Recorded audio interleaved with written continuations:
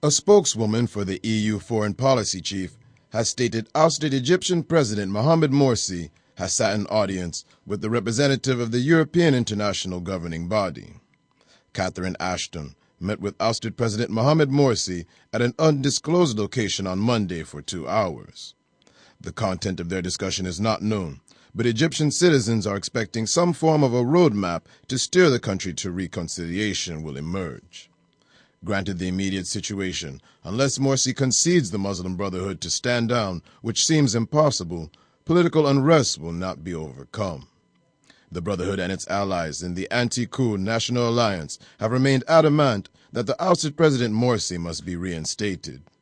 The interim government led by Adli Mansour has also fixed a plan to go forward, which does not permit Morsi to take the helm of the nation again.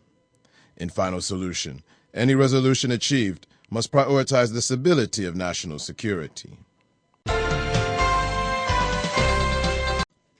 Despite the wave of demonstrations in Tunisia, Prime Minister Ali Larayed says his government won't step down before the upcoming elections. He has accused protesters of destabilizing the country and has called for efforts to fight terrorism. The opposition, however, has rejected Larayed's remarks and says he must resign immediately.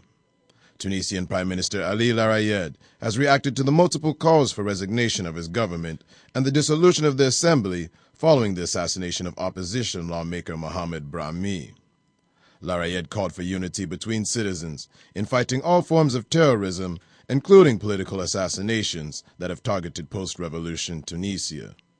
After a night of tension between anti-government protesters and Ennahda party supporters, security forces dispersed hundreds of demonstrators.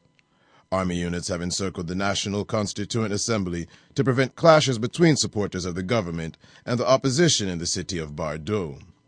Protesters, despite the Prime Minister's call, have maintained they won't leave the area even after military intervention.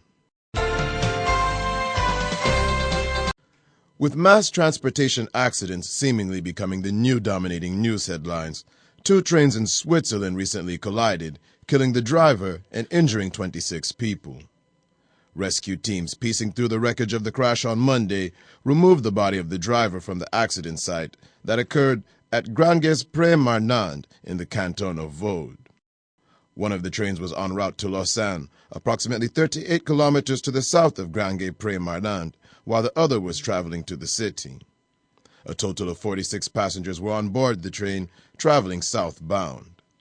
The collision in Switzerland has come as a surprise to officials, granted the rail line on which the accident occurred is one of the safest networks in Europe. Police have stated that it is still too early to conclude on the cause of the accident. Pope Francis, recently returning from Brazil, has shocked the world and millions of Roman Catholic adherents by taking a neutral stance on the issue of homosexuality. Speaking to reporters on a flight back from the South American country, Pope Francis affirmed the stand of the Roman Catholic Church that homosexual acts were sinful, but stated the homosexual orientation is not. He made the remark when asked whether a move to weaken the Church's stand on homosexuality following his visit to Brazil, which boasts of millions of Roman Catholic faithfuls, and also illegalized homosexuality. Pope Francis, responding to the question, replied, quote, "If a person is gay and seeks God and has goodwill, who am I to judge them?" Unquote. He also stated he wanted a greater role for women in the church, but not as priest. The Pope arrived back in Rome on Monday after a week-long tour in Brazil, his first trip outside of Rome since he became Pope. Organizers of his trip, which climaxed at Copacabana Beach, saw the presence of at least 3 million people.